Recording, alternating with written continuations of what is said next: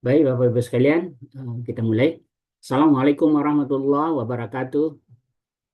Alhamdulillahilladzi bini'amatihi tatimmu sholihat.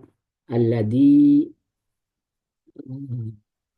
khalaqal mauta wal hayata liyabluwakum ayyukum ahsanu amala. Wa huwal azizul ghafur. Asyhadu an la ilaha illallah wahdahu la syarikalah wa asyhadu anna Muhammadan abduhu wa rasuluhu. Allahumma shalli ala Muhammad wa ala ali Muhammad. Alhamdulillah, puji dan syukur kita panjatkan kepada Allah Subhanahu wa Ta'ala. Pagi hari ini kita masih diberi kesempatan oleh Allah, masih diberi waktu, masih diberi kesempatan sehingga kita bisa berkumpul bersama-sama pagi hari ini dalam kajian rutin kita setiap Senin pagi, eh, Jamaah Husnul Khatimah Institute. Alhamdulillah, pagi hari ini kita bersama Ustadz Saiful Akib, LCMA. Hari ini adalah Senin terakhir pada tahun 2024 ya. Insya Allah Senin depan kita udah masuk tahun baru. Dan insya Allah pagi hari ini Ustadz akan menyampaikan muhasabah di akhir sana, akhir tahun, muhasabah akhir tahun ya. Tadi sudah kita mulai perbincangan bahwa waktu itu ya ditentukan oleh peredaran matahari begitu. Uh, Kenapa kita harus muhasabah ya? Kan Allah udah bilang tadi asanu amalah, siapa yang paling baik amalnya. Ya, Kita lihat apakah tahun ini amal kita udah terbaik belum gitu. Kalau belum ya barangkali bisa kita tingkatkan untuk tahun mendatang barangkali begitu. Baik Bapak Ibu sekalian, kita persiapkan diri kita, persiapkan segala sesuatu yang perlu yang kita catat atau hati kita siapkan dan kita singkirkan yang mengganggu konsentrasi kita dalam mendengarkan kajian pagi hari ini, apakah itu HP atau TV atau apa yang mengganggu, kita singkirkan sehingga kita bisa kusuk dalam menggali ilmu dari Ustadz. Sama-sama kita mulai acara kita dengan sama-sama baca basmalah. Bismillahirrahmanirrahim. Bismillahirrahmanirrahim. Kepada Ustadz kami persilakan. Baik, terima kasih Pak Mazhar. Bismillahirrahmanirrahim. Assalamualaikum warahmatullahi wabarakatuh. Waalaikumsalam warahmatullahi wabarakatuh. Alhamdulillahirabbil alamin. Nahmaduhu wa nasta'inuhu wa nastahdi. Allahumma sholli wa sallim wa barik ala nabiyyina Muhammad an-nabiyya la nabiyya min ba'dih wa ala alihi wa sahbihi wa man najila yaumil akhir ayyam. Sadaqallah wa sadaqa Rasulullah SAW al-qail fi kitabil aziz hasibu anfusakum qabla an tuhasabu. Hadirin hadirat Bapak Ibu jamaah rahimatullah, terutama para peserta taklim virtual dalam lingkup kajian Institut Husnul Khotimah Institute ya, HKI bukan KHI, saya suka keliru karena kalau bicara hukum itu KHI, Ya, ya. ini dibalik HKI. Jadi kayak kemarin saya ketika pelatihan atau sertifikasi membimbing haji itu kena nggak familiar nyebut KBIHU, akhirnya udah balik mulu KBHUA. Ya artinya kebiasaan orang mengucap. Baik jamaah rahimakumullah, pagi ini kita bisa hadir bersama-sama. Alhamdulillah kita akan membahas tentang masalah muhasabah akhir sana yang kita muhasabah amal al-islamiyah. Salawat dan salam semoga senantiasa tercurah pada Nabi besar Muhammad SAW, uswatuna wa qudwatuna, teladan bagi kita semua yang kita berharap mampu berqudwah pada beliau agar kita layak menjadi umat yang berhak mendapat syafaat yang uzma. Ya rahimakumullah, kita tahu ya, dalam kalender Masehi kita ini berada di penghujung dari tahun 2024. Sebenarnya kita sadar bahwasanya hari itu hakikatnya sama saja. Kata Allah apa? Watil kal ayamu nudawiluha bainan nas. Hari-hari Allah putarkan begitu saja. Ada hari Senin, ada hari Ahad, ada hari ini muter terus. Nah, namun kalau kita hanya menyikapi hari sebatas peredarannya, nggak ada bedanya antara hari dan yang lainnya. Bagi umat Islam nggak begitu. Makanya ketika Allah memberikan kehidupan kematian pada kita, Allah akan uji sejauh mana amal soleh kita. Dan kita akan lihat bagaimana fenomena yang kita harus pahami tentang muhasabatul amal al-islamiyah. Apa pentingnya muhasabah ini? Sebagai kesadaran kita bahwasanya ada tahapan-tahapan, ada upaya-upaya kita untuk maksimalkan amal itu di saat ada laporan amal kepada Allah. Maka kita lihat di sini sebagai seorang muslim, dia harus sadar apa yang dia kerjakan itu harus ada ketentuan yang menyangkut pada masa-masa evaluasi amal. Nah, di sini kita katakan satu upaya menilai amal pribadi kita sebagai seorang muslim, di mana seorang muslim itu memiliki 4 waktu muhasabah. Jadi ada yang kita katakan sebagai waktu-waktu muhasabah agar kita maksimalkan saat itu. Dan hal ini bukan sesuatu yang bid'ah. Karena ketika bagaimana Rasulullah SAW ketika beliau banyak berpuasa di bulan Sya'ban, kata banyak riwayat dari Aisyah, dari eh, apa namanya Anas bin Malik juga mengatakan bahwasanya aku tidak pernah melihat Rasul berpuasa sunnah sebanyak puasanya di bulan Sya'ban.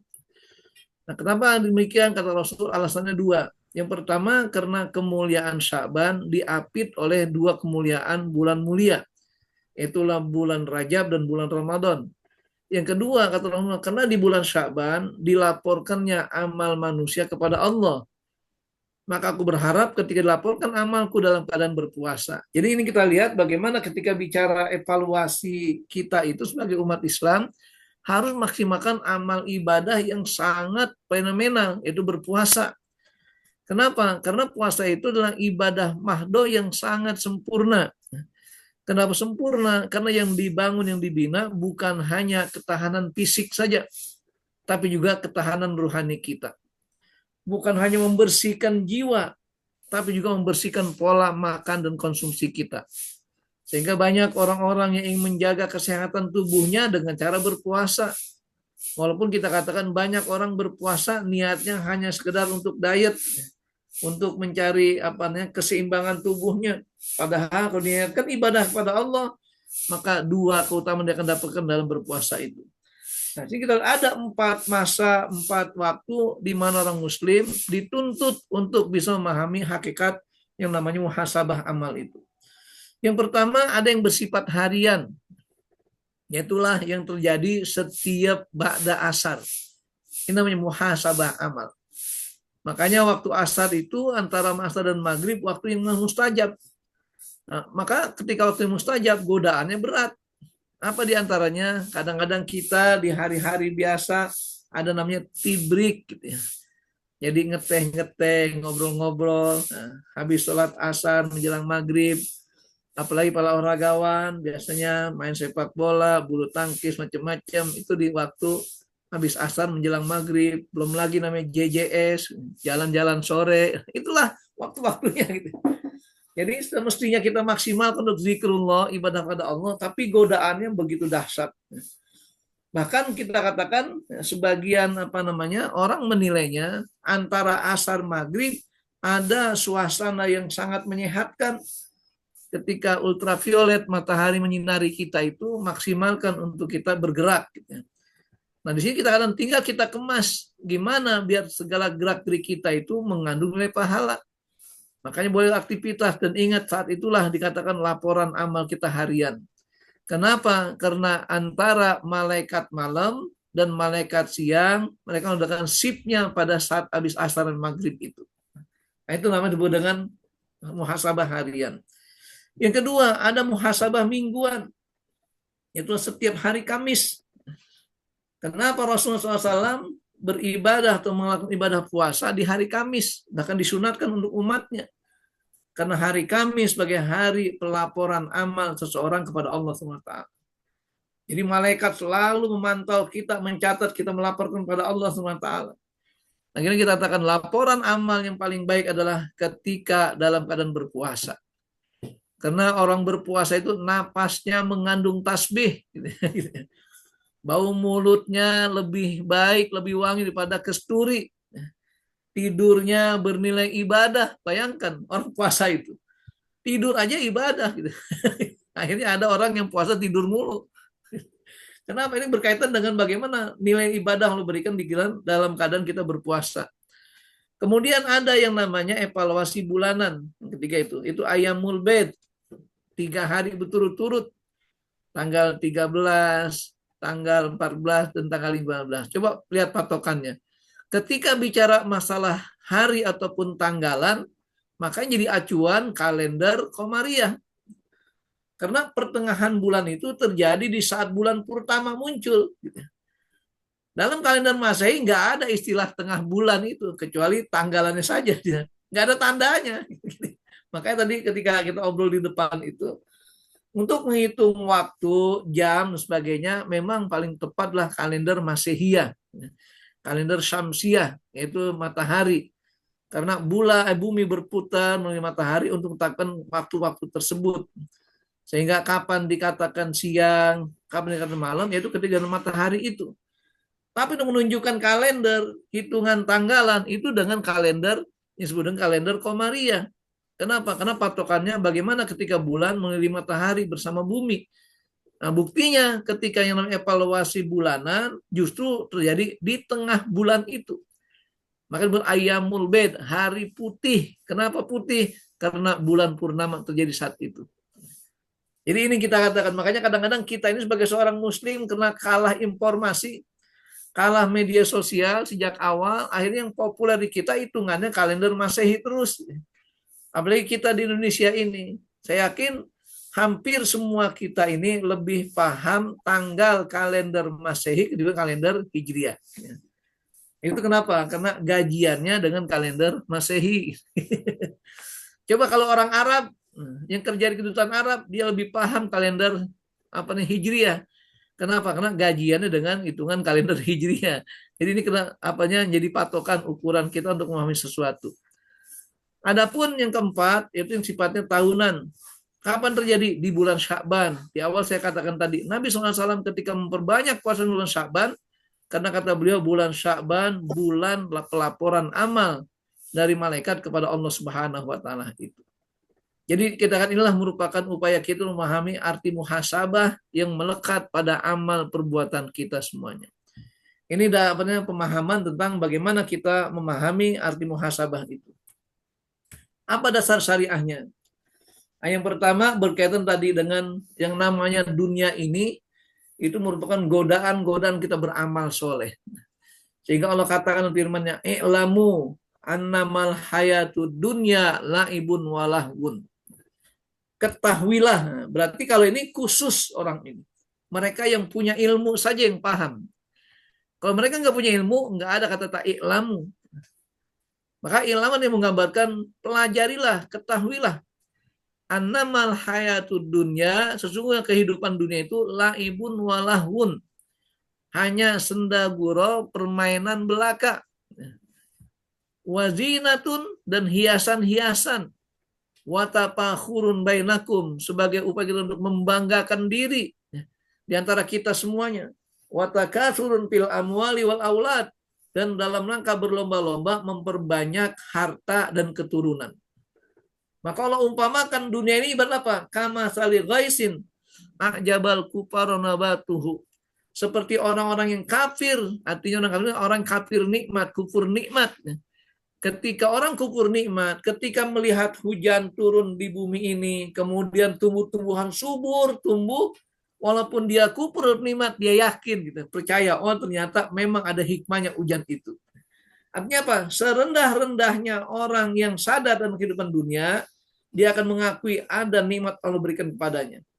Maka dikatakan, kama salil ghaisin a'jabal kufaru nabatuhu. Jadi seperti orang yang seperti inilah seperti hujan turunkan kepada bumi ini yang menumbuhkan tumbuh-tumbuhan begitu baik sehingga orang yang kufur nikmat pun dia akan meyakini kebenaran itu. Summa yahiju patarul muspara, padahal itu enggak lama. Lama kelamaan akan menguning dia, mulai akan bermasak, summa yakun hutoma, dan akhirnya busuk. Jadi nggak ada yang permanen. Nah, dunia pun begitu. Mungkin kita awalnya bangga sebagai orang kaya, orang terpandang, orang tercantik, orang terganteng. Dunia itu nggak lama akan sirna semuanya itu. Makanya kekuasaan seberapapun dia banggakan akan sirna hidupnya itu. Itulah kenikmatan dunia ini. Kata Allah Pak, wa fil akhirati azabun syadid wa maghfiratun minallah wa ridwan. Sementara di akhirat nanti sebagai bukti bagaimana cara menyikapi dunia itu, ada azab yang sangat pedih bagi mereka-mereka yang tidak mampu menjadikan dunia sebagai sarana dan ajang untuk beramal soleh. Jadi kita hidup di dunia puluhan tahun, bahkan yang ratusan tahun, kalau dia nggak isi dengan amal-amal soleh, dia nggak sadari dengan apa yang Allah berikan di dunia ini sebagai bahan untuk beribadah pada Allah, maka akibatnya azabun syadid. Wa magfiratun minallah, dan sebaliknya ada juga yang dapat ampunan dari Allah. Kenapa? Dia maksimalkan di dunia ini dengan kebaikan-kebaikan. Bahkan dapat waridwan dan keridhaan Allah di atas tingkat kenikmatan surga ridwan itu. Wa mal hayatud dunya illa mata'ul ghurur. Dipertegas lagi di akhir kata Allah, tidaklah kehidupan dunia kecuali hanya tipu daya kenikmatan belaka. Jadi kita ketika merasa bangga dengan dunia, ini sebenarnya tipuan. Makanya kenapa kita banyak tertipu. Bahkan dia dulu ketika masih di kampus itu, kok ada seorang dosen atau beberapa dosen itu yang tertipu dengan penggandaan uang gitu. Kan lucu gitu. Artinya apa? Sekelas dosennya, seorang ilmuwan, kok masih tertipu dengan konsep penggandaan uang gitu. Jadi kalau ditaruh begini nanti bertambah gitu. Loh, logikanya di mana gitu kan? Nah, kenapa? Dunia pun begitu. Sekelas kita sebagai seorang manusia yang membanggakan kemuliaan diri kita, kadang masih tertipu kehidupan dunia ini. Maka kata Allah apa? Wa mal hayatud dunya illa mata'ul ghurur. Sehingga Allah Subhanahu wa taala memberikan ujian pada kita dengan kenikmatan-kenikmatan seketika. Kenikmatan-kenikmatan yang fana sifat. Makanya lihat dalam ayat yang kata Allah apa? Ketika Allah jadikan kita sebagai manusia ini dengan apa? Zuyyina linnas hubus syahawat minan nisa wal wildan. Nah, Allah Subhanahu wa taala menghias hidup kita dengan apa? Hubus syahawat. Kesenangan kita untuk meraih satu kenikmatan yang dasarnya tuntutan syahwat kita. Bahkan apa? Wal banin wal qanatir muqantarah, dari anak-anak kita, kekayaan yang panjang yang tidak pernah berhenti, tidak pernah putus. Wal khailil musawwamah, dan kendaraan yang bagus, yang canggih-canggih, yang kuat-kuat, yang cepat. Kemudian wal an'am, dan juga binatang ternak kita kuasai sebagai sarana makan kita dan kain kita. Wal haras, dan pertanian-pertanian kita banggakan. Semua adalah ujian dari Allah SWT itu. Lagi-lagi, wamal hayatud dunya illa mata'ul ghurur. Jadi kehidupan dunia tiada lain kecuali kenikmatan yang membuat kita terkecoh dengan hal itu. Dalam hadis Nabi SAW diriwayatkan wa yurwa an Umar ibn Khattab, diriwayatkan dari Umar bin Khattab, qala hasibu anfusakum qabla an tuhasabu. Dikatakan hasibu anfusakum, hisablah diri kalian sebelum kalian akan dihisab. Artinya, jadikan hisabul a'mal sebagai bentuk aktivitas yang bersifat predikat. Jangan bersifat objek. Kenapa? Karena kalau kita sebagai predikat, artinya kita yang mengerjakan, kita sadar di mana upaya kelemahan dan kelebihan kita. Tapi kalau kita sebagai objek, kita nggak bisa berbuat apa-apa. Jadi mangsa orang lain, sorotan orang lain. Maka dikatakan sini, hasibu anfusakum qabla an tuhasabu. Hisablah diri kalian sebelum kalian dihisab nanti di akhirat oleh Allah Subhanahu wa taala. Dan pesan Rasul apa? Wa tazayyanu lil ardil akbar. Berbekallah perhiasan-perhiasan amal di saat nanti ada penayangan amal yang besar di akhirat nanti pada yaumul hasyr. Di mana setiap kita sebagai manusia harus meyakini betul di akhirat nanti, di pasar nanti Allah akan tampilkan semua prestasi kita, amal kita semua. Kelihatan semua. Namanya Al-Ardul Akbar, yaitu apa istilahnya kalau bahasanya pameran gitu ya. Pameran amal kita di hari yang besar itu. Kenapa demikian? Kata wa innama yakhiful hisabu yaumal qiyamah ala hasibi nafsi fid dunya. Karena sesungguhnya hisab akan terasa ringan ya, dan khafif ya, simple. Kapan? Di hari kiamat nanti, ala hasibi nafsihi fid dunya. Bagi mereka-mereka yang senantiasa menghisab dirinya di dunia ini. Artinya makin banyak kita hisab amal kita, maka potensi hisab akhirat lebih ringan, lebih simple. Nah, demikian juga kita katakan barang siapa yang di alam kuburnya bebas dari segala sentuhan azab, maka di akhirat akan lebih ringan dari hal itu. Tapi sebaliknya, barang siapa di alam kuburnya terkena azab, akhirat lebih dahsyat dari itu semuanya. Nah, dengan kita hidup di dunia dengan menghisab amal kita, harapannya di akhirat nanti Allah ringankan semua hisab itu.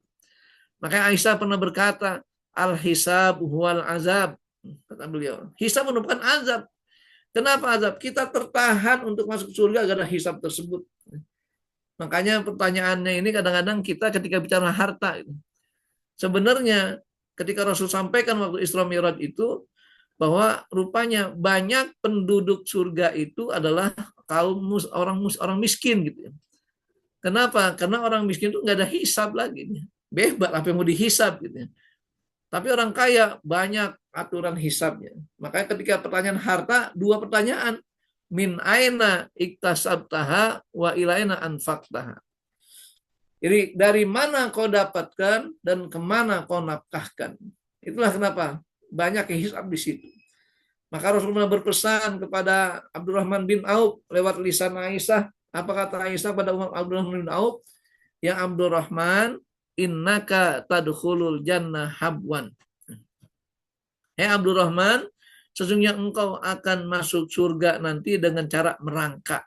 Bayangkan, dijamin masuk surga kesolehan dan kedermawanannya, cuma merangkak. Kenapa? Karena banyak beban yang dihisab dengan harta itu.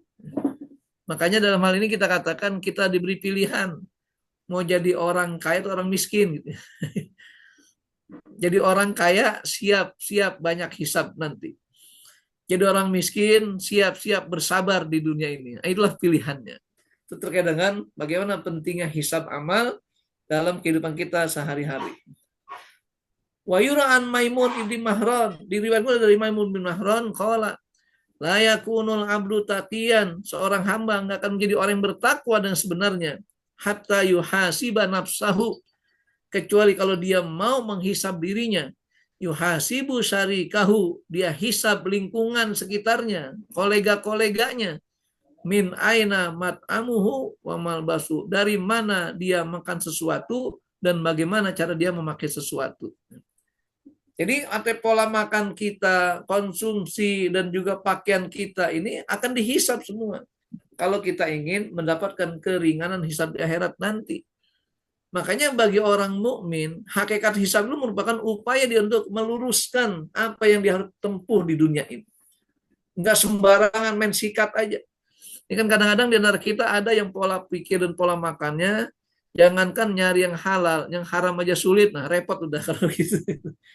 Kenapa? Karena dia berupaya tidak lagi melihat kehalalan, kebaikan apa yang dia konsumsi. Tapi dicari bagaimana cara meraih konsumsi tersebut.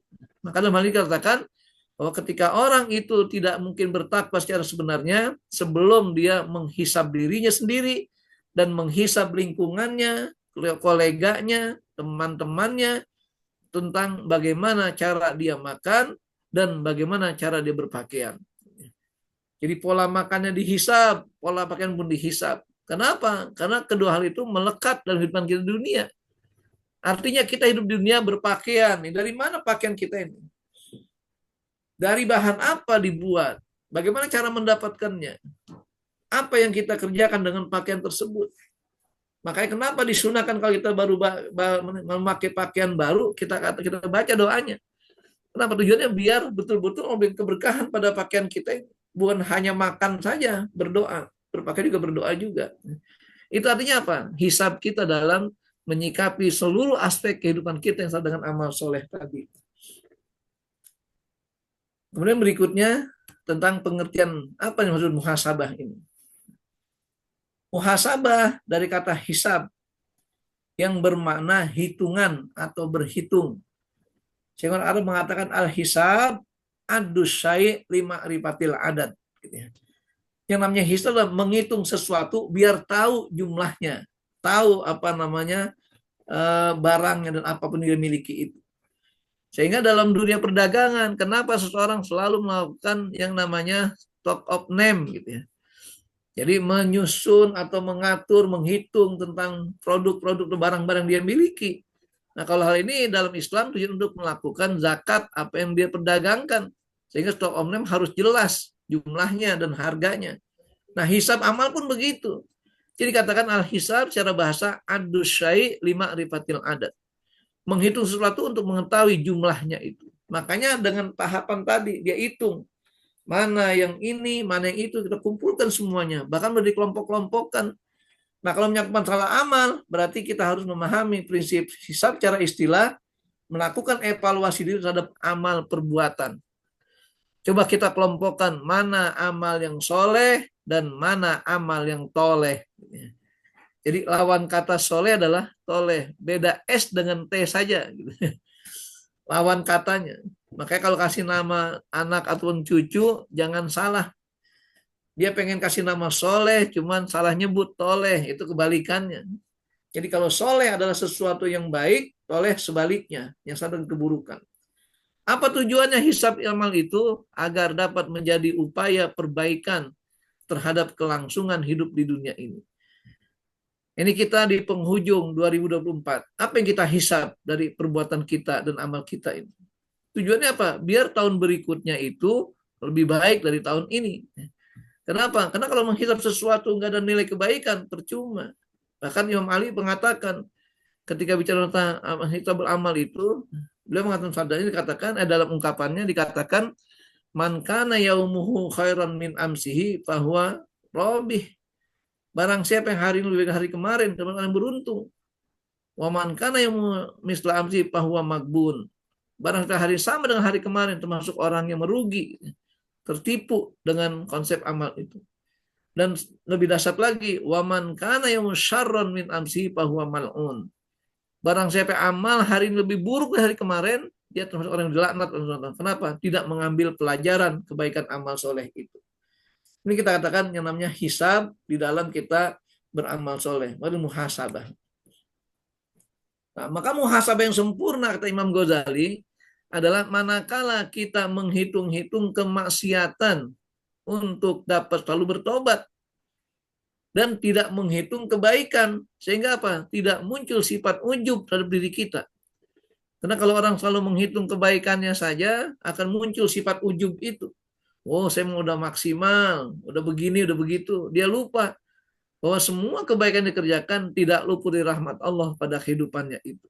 Kalau kita mengingat kemaksiatan, kita makin sadar akan perlunya bertobat, menghindari dari segala kemaksiatan berikutnya itu. Ini kita katakan fenomena muhasabah yang sempurna, maka kita berupaya untuk menjadikan setiap momentum yang kita dapatkan itu jadikan pelajaran bagi kita. Lagi-lagi prinsip tadi, hasibu anfusakum qabla an tuhasabu. Hisablah diri kita dengan diri kita sendiri atau dengan bantuan orang lain sebelum Allah menghisab kita di akhirat nanti. Karena kalau sudah hisab kita, nggak ada lagi perbaikan. Mumpung di dunia banyak perbaikan-perbaikan. Ibaratnya sebelum deadline, sampai jatuh, tanggalnya, sudah kadaluarsa, nggak bisa balik lagi. Mumpung masih ada perbaikan sekarang ini.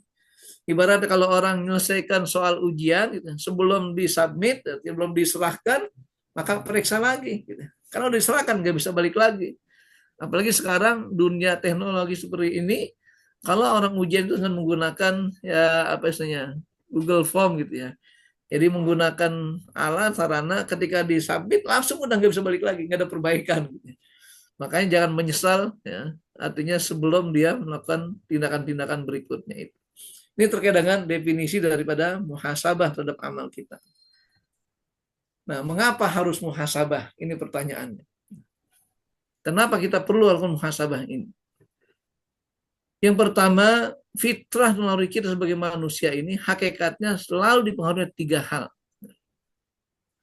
Kalaupun kita sadar setiap kita lahir dalam fitrah, memang itu dasarnya. Karena kata Nabi, kullu mauludin yuladu alal fitrah. Setiap bayi terlahir dalam fitrah, bersih dia. Makanya bayi itu kalau dia meninggal dunia saat masih bayi, itu dijamin masuk surga. Nggak ada alasan nggak masuk surga. Siapapun bayi tersebut, dari manapun sumber lahirnya. Kenapa? Kelahiran dalam fitrah itu. Maka dikatakan fa'abawahu, kedua orang tuanya lah yuhawidanihi au yumajisani au yunasiranihi. Jadi kedua itu berpotensi untuk mempengaruhi bayi tersebut ketika tumbuh berkembang, mau jadi Yahudika, Nasronika, atau Majusika. Nah, maka dalam hal ini kita katakan upaya kita melalui fitrah kita ini ada 3 pengaruh atau pengganggunya. Di antaranya apa?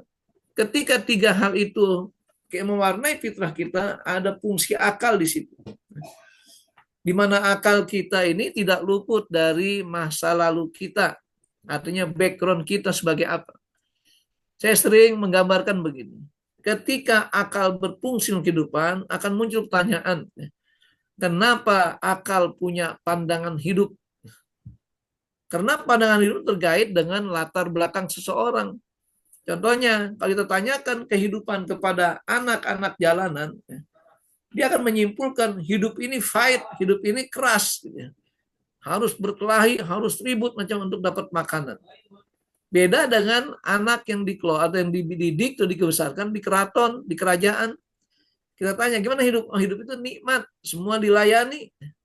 Mau makan, sudah tinggal makan, bahkan disuapin.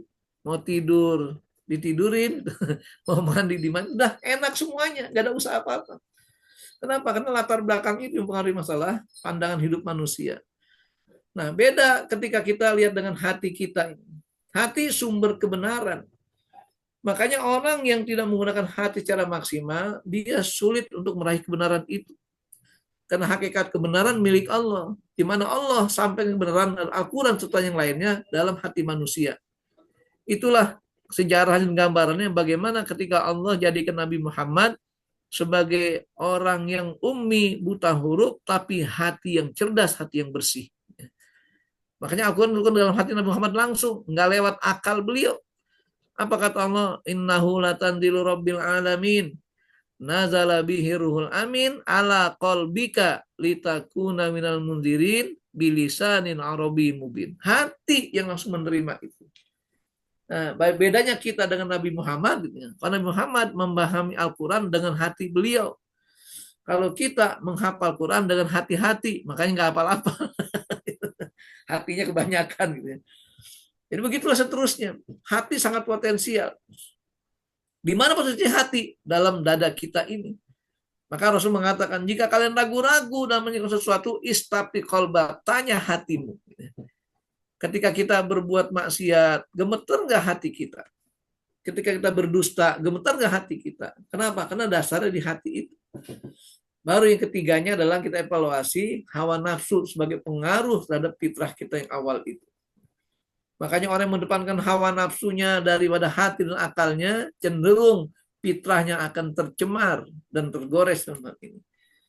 Maka wajar jamaah rahimakumullah kalau sekarang banyak pemikiran-pemikiran yang radikal, yang liberal, macam-macam. Kenapa? Karena hawa nafsunya yang didominasi, ada yang mendominasi kehidupannya itu.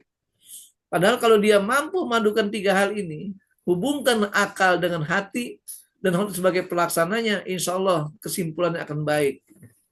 Makanya tadi akal menampung aspirasi semua, menimbang-nimbang. Hati sebagai penentunya. Maka betul dikatakan bahwasanya kebenaran milik Allah, al-haqqu min rabbik, fala takunu minal mumtarin. Jangan kita ragu kebenaran tersebut. Hati yang menerima hal itu. Makanya iman di sini, takwa di sini semua. Jadi nggak mungkin iman cuma sebatas akal.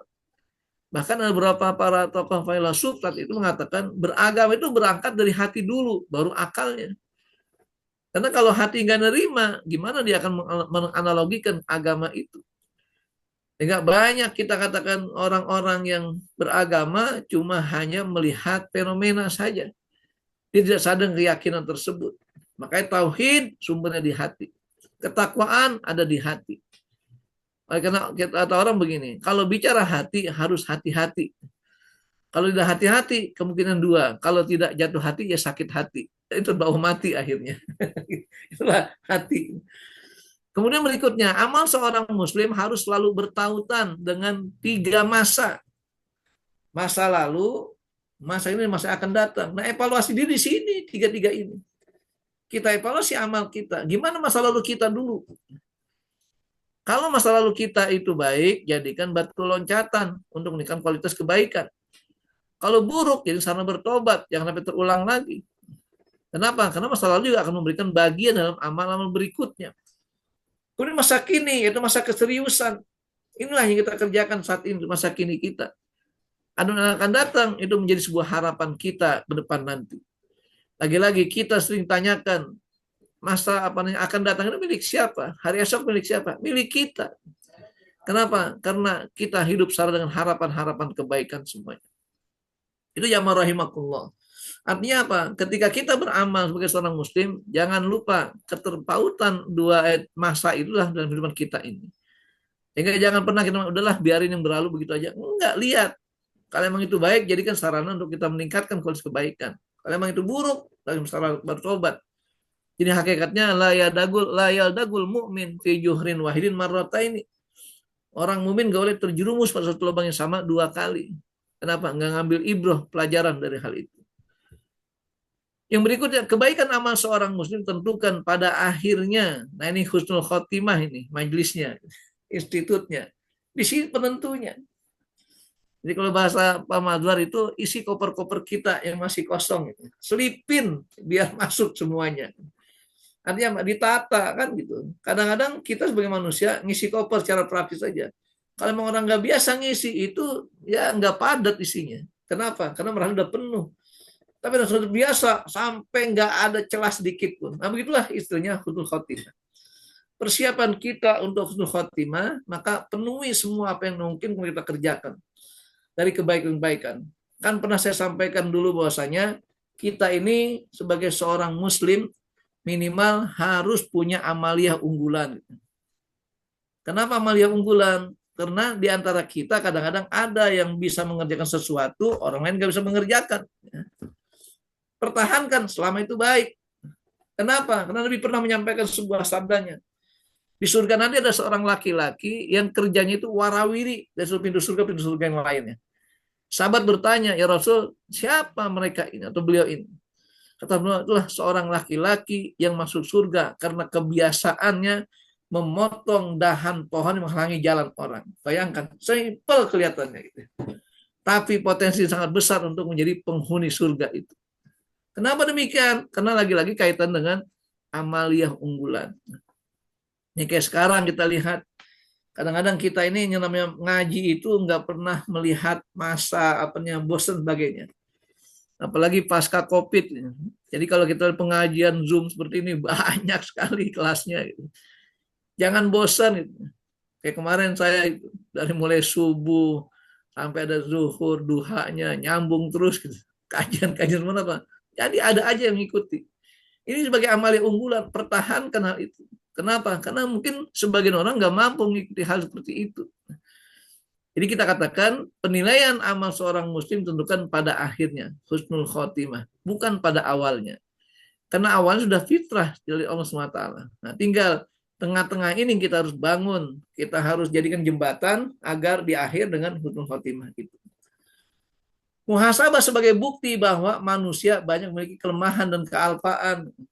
Kenapa demikian? Karena itu tadi, kadang banyak tantangan, godaannya, dan sebagainya. Baik itu tetangga kita, saudara kita, keluarga kita, atau teman kita. Itu jadi godaan. Di satu sisi bagi nasihat bagi kita.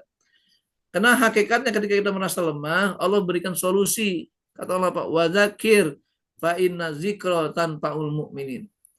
Berikan peringatan, karena peringatan sangat berpotensi besar bagi orang mukmin. Sekarang bagi peringatan ini, yang tadi lengah, lupa, Allah ingatkan dengan pertemuan seperti ini, majelis seperti ini. Walaupun hanya beberapa saat saja, minimal kita diingatkan. Gitu. Kenapa? Karena kelemahan kealpaan kita dengan kebaikan-kebaikan kita harus bangun di situ. Dan berikutnya, kehidupan dunia syarat dengan ujian dan pujian.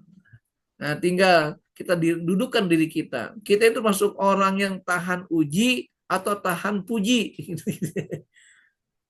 Karena ada orang tidak tahan diuji, tapi tahan dipuji. Padahal kita harus dua-duanya tahan. Diuji silakan, dipuji silakan. Kenapa? Karena ini bagian dari sikap manusia menilai kita. Kalau orang nggak tahan dua-duanya, maka akan mudah sirna dia, mudah binasa. Kehidupan dunia syarat dengan dua hal itu, ujian atau pujian. Dan sebaliknya, di akhirat syarat dengan azab dan nikmat. Ketika kita lengah di dunia, azab yang akan menanti kita. ketika kita sadar dengan dunia ini dengan amal soleh, nikmat Allah berikan pada kita semuanya. Jadi ibaratnya keadilan Allah berikan pada kita semuanya, dan keadilan yang berimbang antara hak dan kewajiban dalam rangka kita menata kehidupan di dunia ini. Ini zaman terkait masalah mengapa alasan kita harus muhasabah. Nanti kita akan lanjutkan lagi dengan apa tindakan kita di dalam muhasabah ini. Biar nggak pada ngantuk gitu ya. Kita coba buka dulu untuk sesi tanya jawab gitu ya. Sekedar untuk mengulas apa yang pernah kita kaji ini atau kita bicarakan bersama-sama. Baik, Silakan. makasih. Silakan Bapak Ibu, sejauh yang Ustadz telah sampaikan, mungkin ada yang perlu diklarifikasi atau ditanyakan Ya, sebelum disambung lagi. ini banyak kode pengikutnya.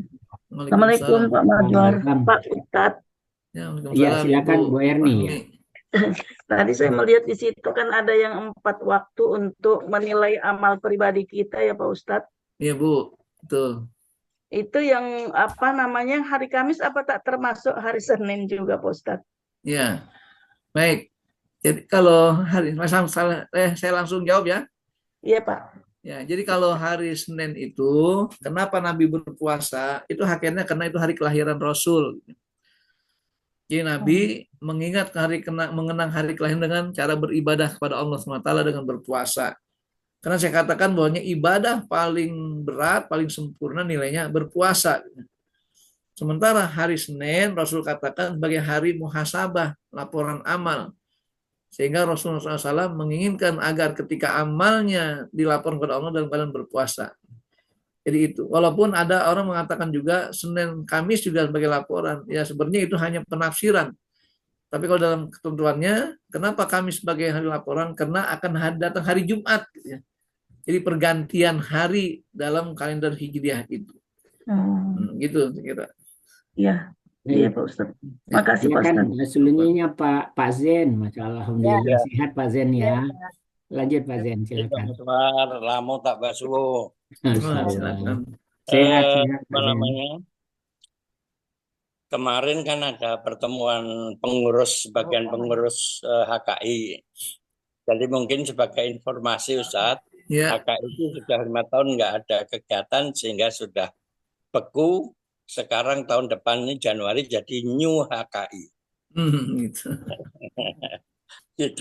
itu informasi. Pertanyaannya ada 2 Ustadz. Yang pertama, saya 3 minggu yang lalu kan kena stroke yang ketiga. Masya Allah. Kemudian pada waktu itu di rumah sendirian, nggak ada orang, nggak bisa bergerak, mau mandi untuk Jumatan nggak bisa. Jumat yang kedua kan dirawat di rumah sakit. Jumat yang ketiga pulang dari rumah sakit belum stabil jalannya, sehingga 3 kali Jumat ini saya belum Jumatan. Nah, saya mendengar kalau 3 kali nggak Jumatan dicoret dari Islam. Apa benar itu? Ya. Itu pertanyaan pertama. Apa mungkin misalnya saya solusinya tuh sudah cari kursi listrik, sudah sekalinya karena di sekitar sini masjidnya itu 2 lantai.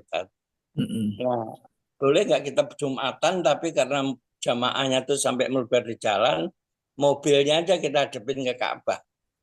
Gitu. Apa bisa begitu? Baik.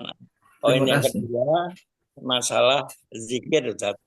Yang sering kita lakukan non zikir setelah sholat wajib. Ada nggak zikir untuk setelah sholat sunat?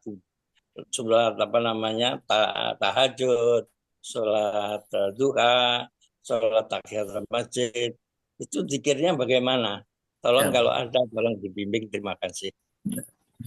Baik, terima kasih. Langsung saya jawab ya. Pertama, berkaitan dengan masalah meninggalkan Jumat 3 kali berturut-turut. Ada hadis mengatakan, man tarakal Jum'ata salah samarat muta'ammidan gitu ya. Fakat kafara bima bahasa bi Muhammad SAW. Jadi barang meninggalkan Jumat 3 kali itu dengan sengaja, maka dia sudah mengingkari bi'sah Rasulullah SAW ini. Itu kalau dengan sengaja. Kalau dengan uzur, syar'i atau sakit, jangankan 3 kali, setahun pun kalau emang sakit ya nggak jadi masalah. Contoh, ya, yang penting tadi dasarnya ada uzur syar'i, bukan dibuat-buat. Ya. Kalau orang berbuat alasan, semua dunia jadi alasan, masalahnya kita jadi alasan. Jadi harus lihat udzur syar'inya. Itu Oke, prinsipnya. terima kasih. Satu Namanya, lagi. ya itu namanya kan rukhsah, keringanan seperti itu. Adapun yang berikutnya masalah sholat Jumat, boleh nggak di kendaraan gitu? Makanya kita nggak bisa turun. Lagi-lagi tergantung kondisinya. Kalau kondisi yang memungkinkan ya silakan saja. Tapi kan lagi ukurannya kita yang tahu.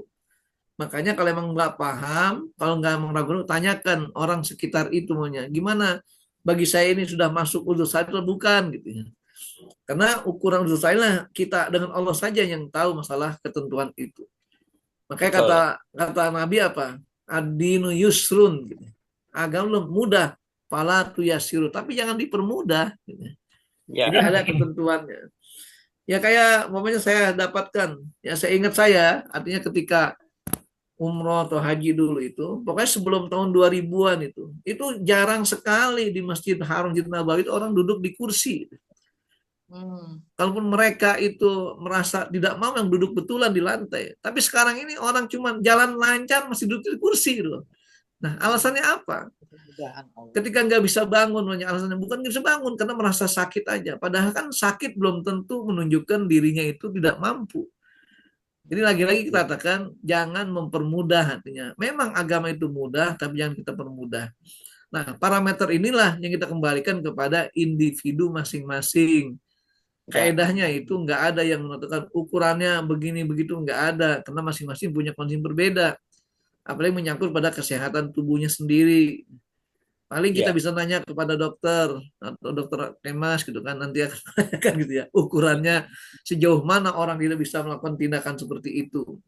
Ya. Itu Pak ya, karena banyak sekarang di masjid-masjid di Indonesia pun gitu, karena saya keliling di masjid subuh itu ataupun Jumatan, kadang-kadang saya lihat jalan sehat, naik motor bisa, jalan lompat-lompat, kok giliran sholat duduk, apa masalahnya ini? Gitu. Jadi gitu, itu masalah kita nggak bisa menilai itu negatif positif, kan tergantung dia. Cuman kita yang memberikan peringatan saja, memberikan pengertian bahwa kemudian kata-kata rukhsah keringanan bagi mereka yang nggak mampu. Contohnya begini, orang boleh sholat duduk, kenapa? Sulit bagi dia berdiri. Kenapa sulit berdiri? Mungkin berdiri jatuh gitu, karena nggak boleh senderan sholat itu, nggak boleh megang tongkat juga. Jadi ukurannya kemampuannya nggak boleh megang tongkat. Kalau mau berdiri pegang itu apa tongkat itu kan Ya boleh. kalau mau berdiri nggak jadi masalah, tapi ketika berdiri pegang tongkat nggak boleh. Termasuk senderan di tiang gitu ya, nggak boleh juga. Kenapa? Karena sholat adalah dalam bentuk kita tawadu, khusyuk, khudu, tunduk pada Allah. Karena filosofi itu maksudnya, kalau orang berdiri dengan tongkat kan seperti majikan dia, seperti tuan. Gitu ya. Nah, ketika senderan orang malas kan, kalau sholat nggak boleh malas-malesan. Makanya mungkin Bapak Ibu pernah melihat ada orang sholat dirinya apa kayak orang pincang gitu ya. Posisinya. Itu biasanya orang-orang Pakistan, Afghanistan, Tantan yang lain gitu.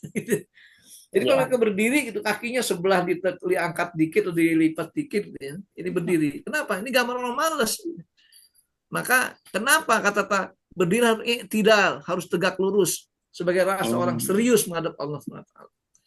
Begitulah seterusnya. Jadi kalau kita paling filosofi ini, kita akan mudah mengambil alasan kapan kita uzur, kapan dikatakan tidak uzur gitu ya. Nah gitu. Ya. Jadi intinya sholat di kendaraan boleh nggak? Ya lihat aja kondisinya masing-masing itu. Kalau masih bisa turun dari kendaraan, walaupun di pinggir jalan gelar sejadah dan sebagainya, silakan. Kenapa? Karena safnya akan nyambung, akan rapat. Betul. Kalau kita di atas mobil, nggak mungkin nyambung, nggak mungkin rapat. Jadi gitu prinsipnya. Jadi terkait dengan uzur syar'i dalam konteks melakukan sholat berjamaah. Kemudian yang ketiga masalah zikir. Zikir ini kata Allah apa? Aqimi sholata li zikri. Dengan zikir. Tapi zikir yang maksud bukan hanya zikir dalam sholat aja. Dalam ayat lain dikatakan aqimi sholat inna sholat anil fahsyal munkar wala zikrullahi akbar. Di luar sholat mengingat Allah lebih berat. Makanya para ulama, para salafus soleh, bernama hadis-hadis Nabi dan riwayat para sahabat, ada yang mengatakan zikir masa, zikir pagi, zikir sore, zikir malam, zikir siang. Kenapa? Untuk memfokuskan dalam bentuk wiridan saja. Jadi mau habis sholat sunnah silakan berzikir, mau lagi dagang silakan berzikir, Mau lagi kerja, silakan berzikir. Jadi nggak ada batasan tertentu. Zikirnya apa? Ya terserah zikirnya. Yang penting intinya zikir itu pertama adalah kita ucapkan tasbih. Ya, Yang tahmid. kedua tahmid. Yang ketiga Ya. takbir. Yang keempat Takbir. genapkan dengan tauhid la ilaha illallah. Itu dikemas macam-macam gitu ya. Ada yang zikir asmaul husna, silakan juga. Dengan berselawat silakan. Kenapa? Karena selawat bagian dari zikir juga. Karena ketika selawat kita ingat Allah dan Rasulnya. Ya. Tidak mungkin orang kenal Rasul, nggak kenal Allah, nggak akan mungkin gitu. Nggak mungkin orang itu cinta nggak kenal cinta sama Allah. Maka dipadu. Makanya kenapa dalam tauhid dipadu namanya 2 kalimat syahadat. Ya. Asyhadu alla ilaha illallah wa asyhadu anna Muhammadan, langsung satu paket. Ya. Jadi gitu. Silakan mau zikir apa aja. Kalau kita nggak mampu, ya kita bisa beli buku-buku zikir, panduannya. Bahkan sekarang sudah lewat di Google aja udah banyak bentuk zikir itu. Nah, tinggal keseriusan kita. Nah, itu ya. Baik. Oke. Terakhir sebelum disambung ya Ustadz dari Bu Ya, Erni, ya. Dr. Erni silakan. Oh iya, Bu Erni silakan. Ya, saya Assalamualaikum warahmatullahi wabarakatuh. Terima kasih. Waalaikumsalam warahmatullahi wabarakatuh. Hanya saja menyambung tadi pernyataan dari Ustadz bahwa Senin Kamis itu adalah hari Senin itu adalah untuk mengingat ulang tahun Rasul ya. Ya. Nah, sekarang hari ulang tahun kita, misalnya tanggal ini umpamanya ya hari ini, boleh nggak kita atas dasar itu kita berpuasa, Ustadz? Ya, baik. Terima kasih Bu. Kemarin itu kalau nggak salah saya pernah membahas tentang ketika menjelang Natalan kemarin gitu ya. Jadi bahasan saya tentang apa hukumnya memperingati ulang tahun kelahiran, hari kelahiran. Pertama kaitan begini, bahwa ketika dalam Al-Quran dalam surat Maryam 33 Allah katakan, wassalamun alayya yauma wulidtu wa yauma amutu wa yauma ub'atsu hayya. Ini pernyataan Nabi Isa berkaitan dengan bahwasanya malaikat itu mengucapkan selamat salam kepadaku di hari kelahiranku, hari kebangkitanku juga dalam keadaan hidup. Artinya malaikat ini mengucapkan selamat gitu ya, ulang tahunnya kelahiran Nabi Isa alaihissalam.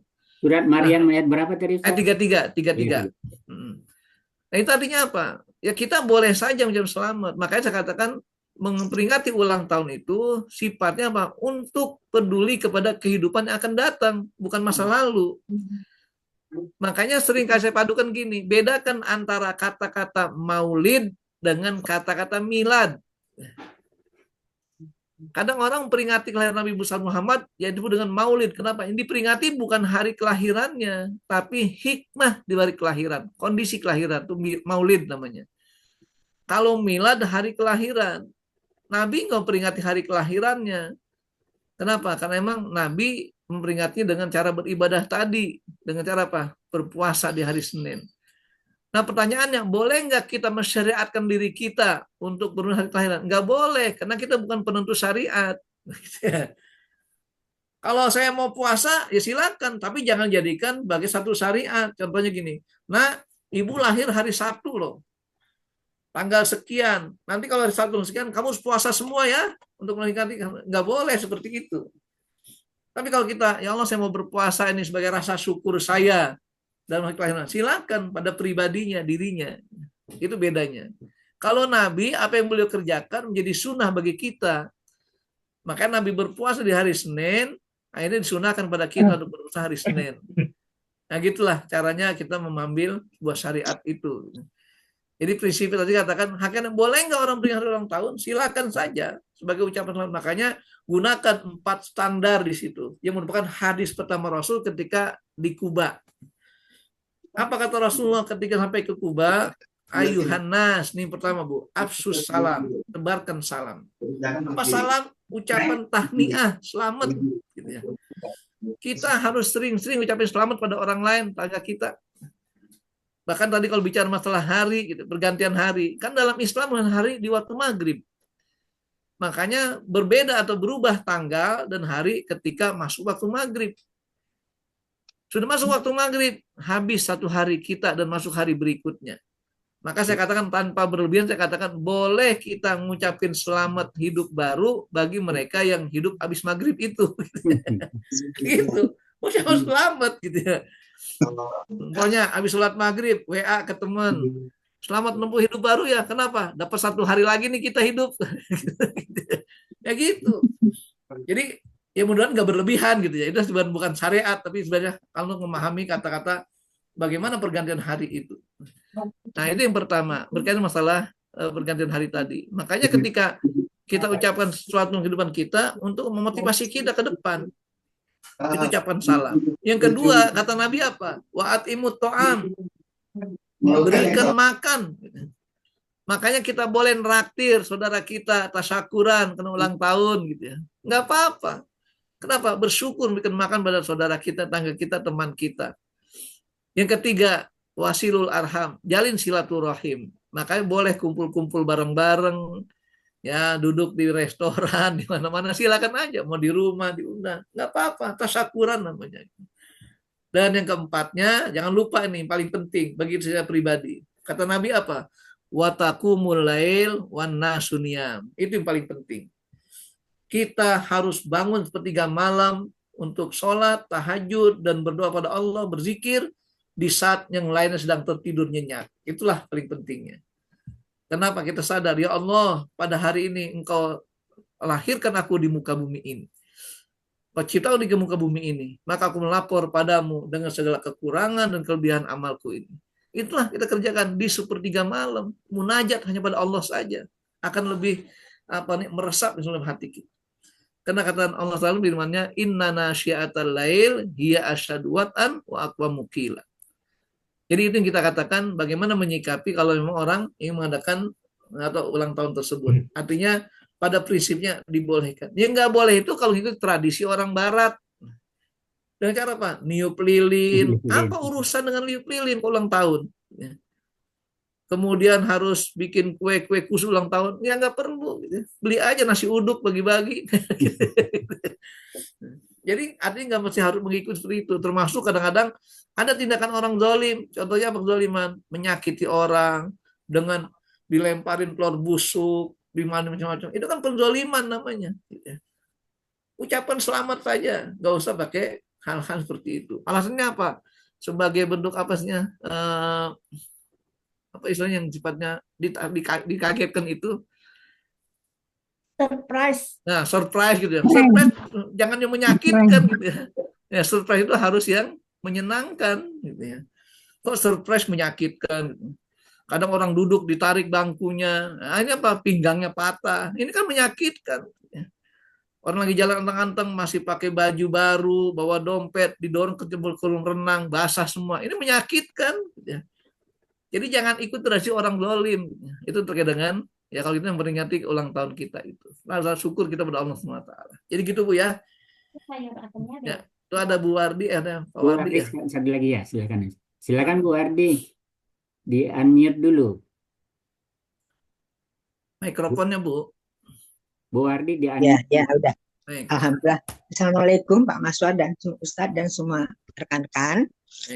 Ini berkaitan dengan yang disampaikan Ustadz barusan. Banyak orang bisa jalan, bisa nyetir, tapi sholatnya duduk di kursi. Nah, ini kasus saya Ustadz. Saya kan belum lama kan tulang panggul saya patah Ustadz. Jadi sekarang kan diimplan. Diimplan. Setelah 6 bulan saya udah bisa jalan, udah bisa nyetir, udah normal. Nah, cuman saya sudah dibilangin oleh dokter, saya tidak boleh bungkuk lebih dari 90 derajat. Jadi saya harus selamanya sholatnya duduk di kursi. Nah, itu untuk untuk sujud dan ruku, saya selalu hati-hati. Selalu saya pakai 45 derajat. Nah, itu bagaimana Ustadz? Dan saya lihat banyak teman-teman, kompleks saya kan kompleks pensiunan, dan banyak saya lihat teman-teman, terutama ibu-ibu ya, juga seperti itu. Bagaimana Ustadz? Itu syar'i kan ya Ustadz, kalau menurut saya. Baik. Ya, baik Bu. Terima kasih. Ya itu kita katakan, kan ada ahlinya, dokter gitu kan. Makanya sama dengan namanya ketika seorang wanita haid dan nifas, dia nggak tahu ukuran gimana, tanya dokter ahlinya. Jadi yang namanya syar'i ketika ditentukan oleh ahlinya itu. Nah, makanya kita di dalam ilmu fikih itu belajar untuk memahami keahlian-keahlian tersebut. apalagi dalam fikih wanita umumnya. Kita harus tahu sebagai seorang ahli fikih itu, ilmu fikih itu, mana batasan darah haid, mana nifas, mana ini seterusnya. Jadi ketika orang bertanya, kita berikan masukan, ini loh gini kondisinya, ini loh gini gambarannya. Makanya bagi saya sebagai orang di fikih ini nggak tabu bicarain masalah itu gitu, karena memang bagiannya di situ. Nah, termasuk tadi ketika ibu bilang dokter tuh memvonis saya, ya silakan ikuti. Yang penting kita harus tahu dasarnya tadi itu. Karena saya tidak semua orang sama. Cuman saya kemarin habis pikir itu, kadang-kadang kita perhatikan kok orang sepertinya begitu mudah untuk memutuskan, gitu. Itu masalahnya. Akhirnya ada juga pertanyaan, Ustaz, saya berdiri tegak bisa, duduk, tapi ketika bangun nggak bisa. Nah, ini kan masalah lagi. Udah duduk nggak bisa bangun. Maka tadi pertanyaannya, boleh nggak dengan alat bantu, pokoknya seperti pegangan semuanya, silakan. Tapi nggak boleh ketika sedang berdiri itu senderan, tuh nggak boleh. Ya, enggak. Saya juga walaupun sholat di kursi tetap tidak senderan. Ya, kenapa? Saya tahu itu. Ya, jangan gambarkan kita dalam kondisi malas.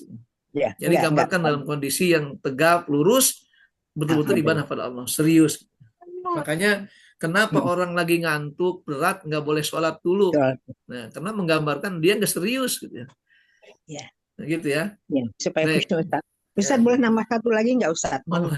Silakan sebelum kita lanjut nih. Ini apa namanya? Saya selama ini selalu kepikiran. Begitu kita doa, begitu di min zurriyati, itu kan apakah kalau min zurriyati itu anak dan termasuk menantu? Itu yang saya kadang-kadang was-was. Bagaimana Ustaz? Baik, Bu. Jadi kata zuriyahnya silsilah nasab, Bu. Ya. Nah, nasab itu namanya mahram abadi, mahram mu'abbad. Ya. Adapun menantu itu mahram mu'aqqad, terbatas. Sehingga masuk kategori keluarga juga, tapi dia terbatas selama ada ikatan pernikahan. Nah, ketika lepas dengan pernikahan, dia tidak nasab lagi, artinya nggak keluarga lagi gitu. Makanya dalam hal ini bahkan kita katakan dalam berdoa kebaikan pun tidak hanya kepada kerabat saja, orang lain pun boleh. Yang penting seiman, artinya seakidah gitu. Walaupun kita, mohon maaf, suami istri tidur bareng sekamar, beda akidah, nggak nyambung doanya. Kita punya anak, akidahnya beda, nggak akan nyambung doanya. Kenapa? Karena beda akidah. Maka dalam hukum Islam pun begitu. Berbeda agama, walaupun dia senasab sekalipun, nggak saling mewariskan. Kenapa? Karena dalam Islam, membagi waris itu ibadah. Salah ibadah harus niat. Niat benar ketika bertauhid. Maka orang kafir niat 1000 kali nggak ada nilainya. Itu Bu ya. Baik, alhamdulillah Ustaz. Siap. Ya, kita lanjut dulu ya. Nanti kalau kita boleh lagi biar selesai. Dikit lagi. Disambung pertanyaan lagi. Silakan. Ya.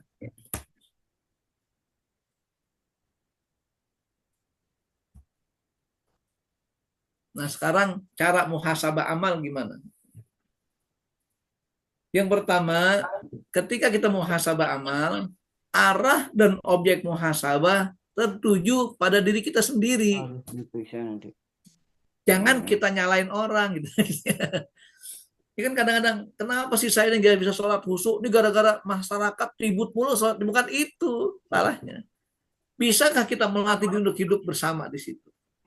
Makanya saya katakan ketika sholat berjamaah, yang dinilai bukan kehusuannya, tapi ketaatan pada imam. Itu bedakan. Kata Nabi apa? Innama ju'ilal imamu liutamma bihi. Imam dijadikan untuk kita ikuti. Jadi bukan untuk kita pancangin ataupun kita duluin. Jadi makanya dalam muhasabah gitu, jangan salahkan orang lain, jangan salahkan lingkungan. Bangun kesadaran kita secara pribadi. Oh, saya kurangnya begini, lemahnya begini. Itu muhasabah amal terjun dari kita sendiri. Ibaratnya kalau bahasa Roma Irama gitu kan, apa istilahnya, gajah di pelupuk mata nggak kelihatan, sementara semut di sebelah lautan nampak gitu ya. Itu artinya apa? Kita melihat sesuatu kebaikan kepada orang, kita diri kita dulu gitu. Maka tadi hasibu anfusakum qabla an tuhasabu. Yang kedua, menjadikan ilmu pengetahuan sebagai parameter amal yang baik. Nah, tadi Ibu ketika bicara masalah kadar dan ukuran uzur itu apa? Dengan ilmu berarti parameternya. Nah, karena masalah kesehatan fisik kita, tanya dokter. Nah, dokter tahu bagaimana sendi-sendi dan ukuran persendian manusia itu. kapan dia harus bergerak, kapan boleh bergerak, sebagainya. Seperti orang habis operasi katarak nggak boleh sujud. Itu ketentuan dari kedokteran yang tahu tentang dampak kalau dia paksakan sujud gimana posisi matanya. Maka dengan menjadikan ilmu pengetahuan sebagai parameter amal yang baik. Dan sebaik-baik ilmu adalah yang diwariskan oleh Rasulullah. Pada siapa? Para ulama. Karena dikatakan al-ulama warasatul anbiya. Ulama adalah ahli waris para nabi. Makanya ulama-ulama harus mengambil ilmu dari nabi. Ini dikatakan sebagai ahlu zikri namanya. Karena ilmunya tidak hanya sebatas pengetahuan, tapi menjadi sebuah hikmah dalam kehidupan dia sehari-hari itu. Dan kemudian yang ketiga, senantiasa melupakan amal solehnya dan selalu mengingat amal tolehnya. Jadi saya katakan, kalau kita evaluasi diri, jangan kita kenang kebaikan kita. Akan muncul ujub nanti. Akhirnya jadi takabur. Contoh umpamanya, setan, iblis itu makhluk yang ujub, makhluk yang takabur. Kenapa? Merasa sebagai penciptaan awal Allah ciptakan pada jin itu. Maka ketika iblis suruh sujud pada Adam, nolak dia. Kenapa? Adam makhluk berikutnya. Maka dikatakan, asjudu liman khalaqta min tin wa ana khalaqtani min nar. Apakah saya harus sujud pada makhluk engkau ciptakan dari tanah, karena aku engkau ciptakan dari api. Kenapa? Kesombongannya. Maka dalam kita katakan, lupakan segala kesolehan itu. Sehingga apa? Akan kita maksimalkan kesolehan terus dan gak pernah berhenti. Tapi kalau kita ingat kesolehan kita selalu, kita akan cukup merasa dengan kesolehan tersebut, padahal nggak seberapa. Pernah kan kita dengar dialog yang Rasul sampaikan antara dua penghuni surga. Yang pertama, Rasul mengatakan, saya masuk surga karena amal soleh saya, bukan karena rahmat Allah. Akhirnya apa? Dia pernah dicoba hitung-hitung amal soleh dari sejak kecil ya, sebagai kado kebanggaan. Kata yang lainnya, enggak, engkau masuk surga karena rahmat Allah. Maka oleh timbang itu antara amal dan rahmat. Sebenarnya rahmat Allah lebih arjah, lebih dominan dibanding amalnya itu. Makanya jangan kita menjadikan amal soleh kita sebagai hitungan kita dalam muhasabah. Tapi sebaliknya, amal toleh itulah menjadikan hitungan. Sehingga kita akan memperbanyak tobat dan juga berzikir, istighfar kepada Allah SWT. Kemudian selalu menghubungkan antara amal duniawi dan nilai ukhrawi. Artinya di dunia ini untuk ladang amal. Kenapa? Di akhirat hasilnya kita dapatkan. Jadi kalau kita sudah tidak mampu untuk melakukan amal di dunia, jangan berharap nilai baik di akhirat nanti. Maka kita ketika muhasabah amal, kita lihat kondisi kita, lihat kadar kita, gimana menyikapi dunia akhirat ini. Makanya orang yang paling baik adalah orang yang bahagia di dunia dengan beribadah tenang kepada Allah, dan di akhirat dia menerima segala kenikmatan dari Allah SWT. Maka wajar kata Rasulullah dalam sabdanya, ad-dunya mazra'atul akhirah. Dunia ladangnya akhirat. Kita ingin dapat hasil yang baik, perbaiki ladang itu. Perbaiki tanamannya. Dengan nanti hasil buahnya akan kita rasakan begitu nikmat, begitu baik. Ini terkait dengan cara muhasabah amal yang disarankan dalam syariat Islam ini. Nah, apa kafarohnya? Ini kan kita kadang-kadang kita selalu mengalami kealpaan dalam hidup kita ini. Lagi-lagi dalam amal soleh itu selalu ada kata kafaroh. Jadi kalau kita lengah, kita lupa, harus ada apa yang bisa menggantikan hal itu. Sebagaimana dulu kita bahas tentang kafaratul khusyuk dalam sholat. Seperti Utsman bin Affan, lagi sholat berjamaah bersama para sahabat yang lainnya, tiba-tiba ada sebuah burung yang mematok korma ajwa, korma terbaik. Sehingga apa? Sahabat memantau, melihat semua, melirik hal itu. Kata Utsman, oh pohon ini bikin akhirnya sahabat nggak pada khusyuk sholatnya.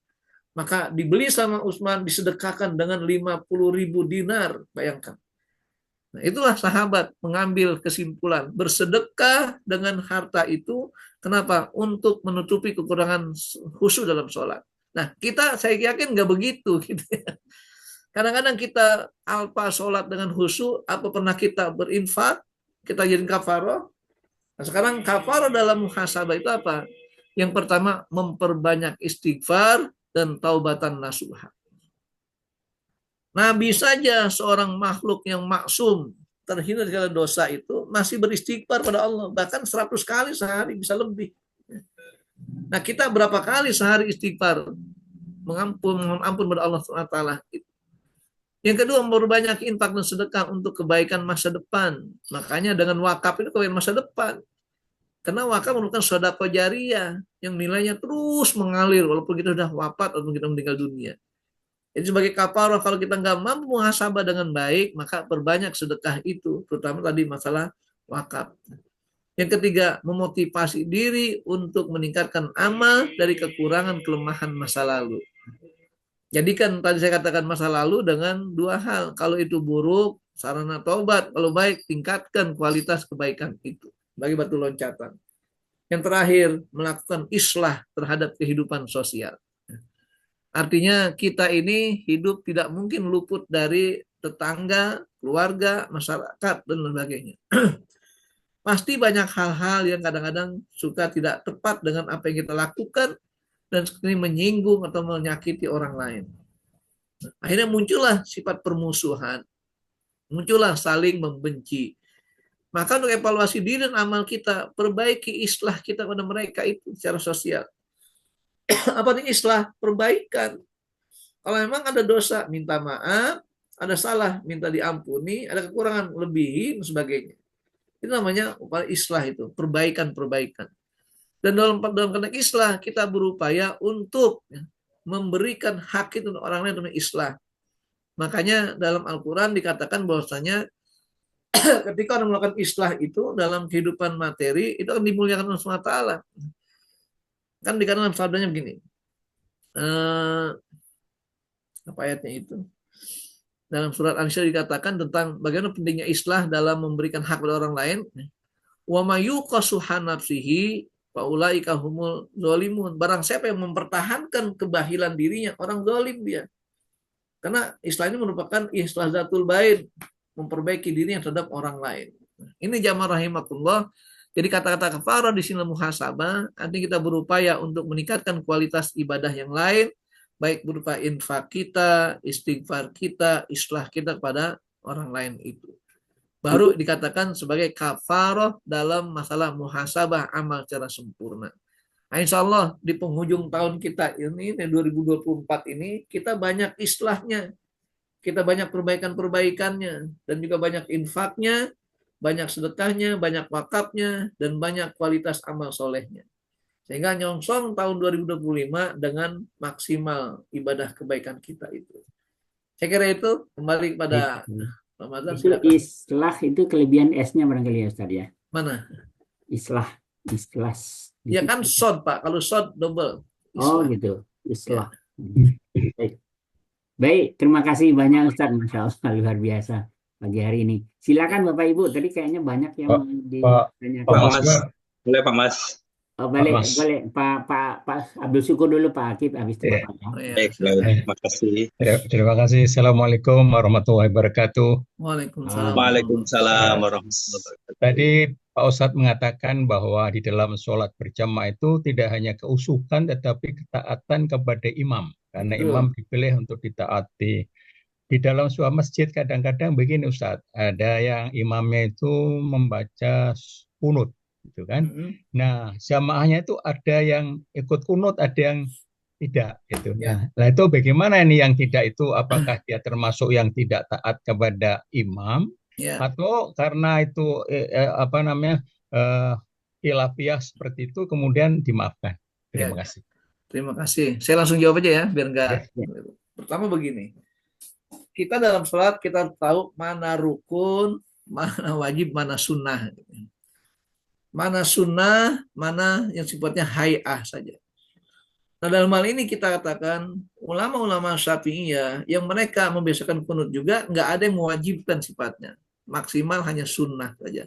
Namanya sunnah ab'ad. Sunnah ab'ad kalau dia lupa mengerjakannya maka diganti dengan sujud sahwi. Itu sujud sunnah ab'ad sifatnya. Nah sekarang permasalahannya kalau kita sholat di belakang imam yang pakai kunut, apakah kita mengamininya? Itu terserah karena sifatnya sunnah. Yang nggak boleh kita duluin imam. Jadi kan Nabi la tasbikul imam wala tusawu. Jangan kalian bareng itu, jangan kita lancangin imam. Makanya imam yang bijaksana itu dia bergerak dulu baru berucap. Itu imam bijaksana, bukan bijak sini. Jadi kalau hanya imam kadang-kadang bijak sini, dia bergerak dulu, dia berucap dulu, baru bergerak. Ini membuat potensi makmumnya akan membarenginya, bahkan mendahulinya. Itu kita katakan, makanya dalam tradisi manajemen imamah itu, kalau orang sudah uzur bergeraknya, usahakan jangan jadi imam. Kan mohon maaf nih, kalau bahasa Betawinya, kedekeran bangun itu, sulit. Dari duduk antara dua sujud, dia mau bangun, dibilang Allahu Akbar, masih kedekeran, makmum sudah pada diri semua. Nah itu masalahnya. Apalagi habisnya dari sujud gitu kan, langsung berdiri, kayak rakaat kedua itu kan. Kan sujud langsung berdiri. Makanya imam dulu bergerak, sudah setengah berdiri, udah bilang Allahu Akbar, pasti nggak akan didahului sama makmum. Nah, kalau mau didahuluin juga, termasuk makmum yang melanggar aturan jamaah, sehingga nilai pahala jamaah hilang sesaat. Karena apa? Mendahului imam. Jadi gitu.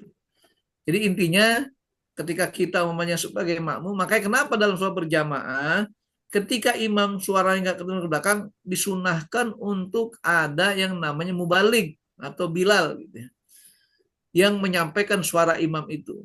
Umpamanya imam saf ada 4 saf, ternyata apa? Masjid di pinggir jalan raya, pangkalan bajai lagi. Dulu Aliman begitu, waktu belum ditaper pintunya, itu sering nggak kedengeran. Kenapa? Bajai lewat, kedengeran suaranya keras sekali. Makanya ada pengeras suara, sehingga apa? Jadi nggak ada alasan bagi makmum nggak dengar suara imam untuk melakukan takbir intikal ataupun takbir yang lainnya. Jadi intinya seperti itu. Artinya kita katakan memang kita sebaik-baik sholat khusyuk, tapi kekhusyukan berjamaah intinya pada ketaatan mengikuti imam. Contoh kasus begini Pak, ketika umpamanya kan dalam sholat berjamaah atau sholat itu salam pertama hukumnya wajib, rukun.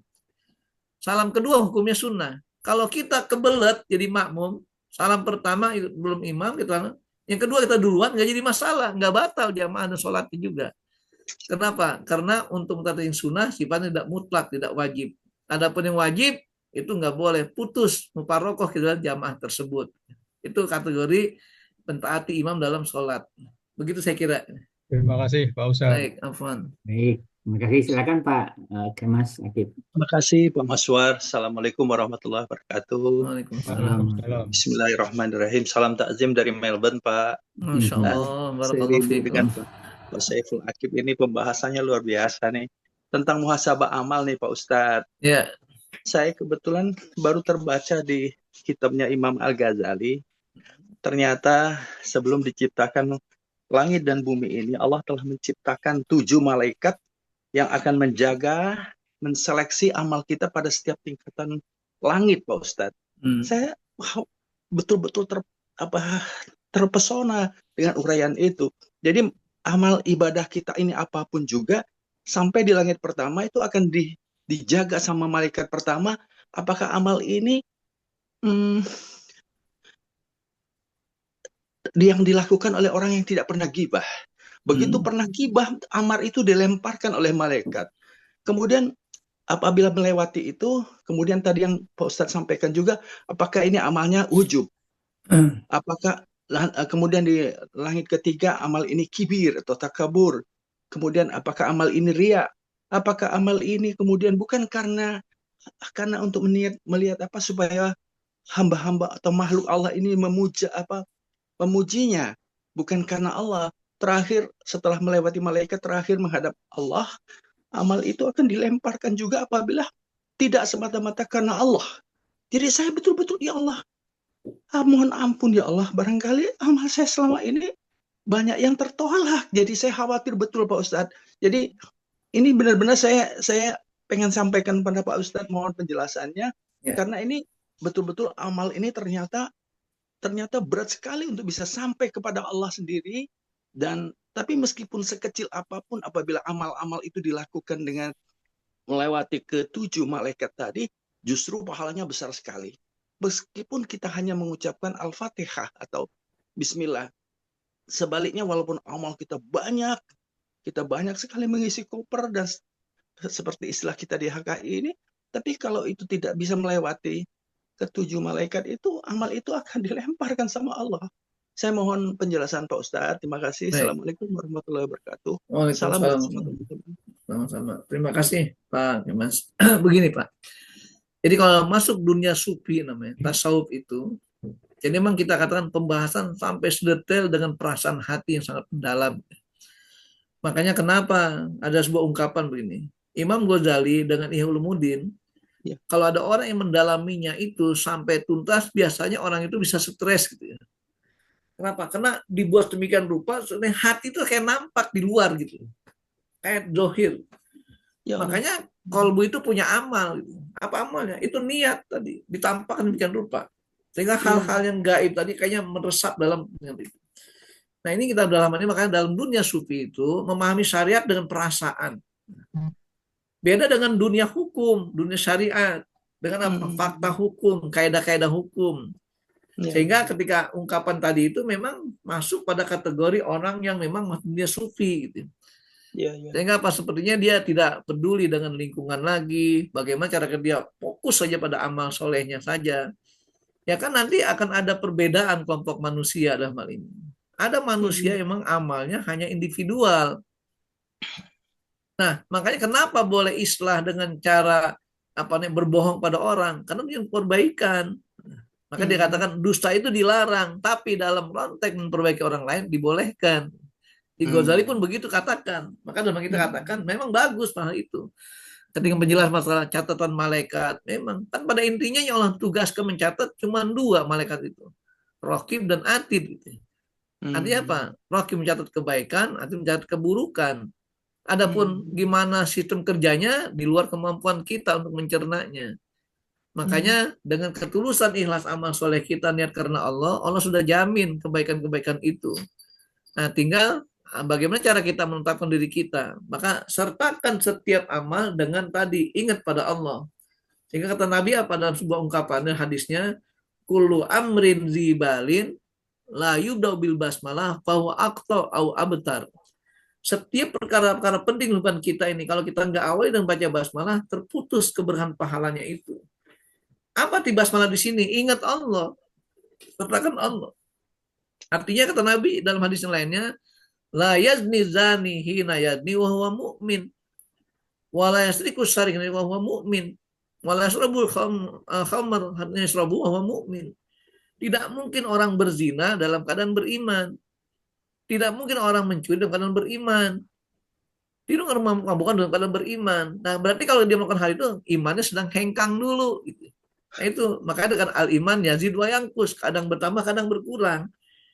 Jadi ketika kita begini memperbaiki konsistensi, saya kan tadi gunakan sebagai amal unggulan kita apa yang kita bisa kerjakan selalu continue istiqomah, orang lain nggak bisa, maksimalkan itu sebagai acuan kita untuk menghadap Allah nanti.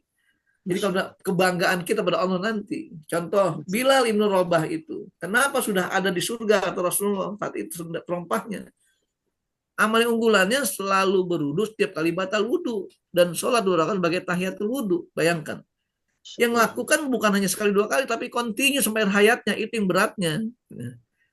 Kita pun bisa begitu. Kayak saya rasakannya. Kalau lagi itikaf bisa gitu.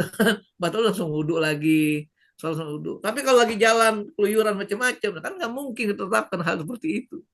Jadi intinya maka tadi jangan kita dalam sesuatu sampai di luar kemampuan nalar kita. Karena bisa stres. Makanya saya katakan tadi, orang yang memperdalam Ihya Ulumuddin sampai mendasar, sampai titik-titik dan rahasianya, pasti akan mampu untuk menyikapi hal itu. Kenapa demikian? Karena Al-Ghazali sosok seorang ulama tasawuf yang baru dibalut dengan filsafat. Atau filsafat itu tasawuf. Kenapa? Karena memperjuangkan bagaimana biar ilmu itu betul-betul terpadu antara hal yang empirik dan hal yang sifatnya masuk dalam hati kita itu.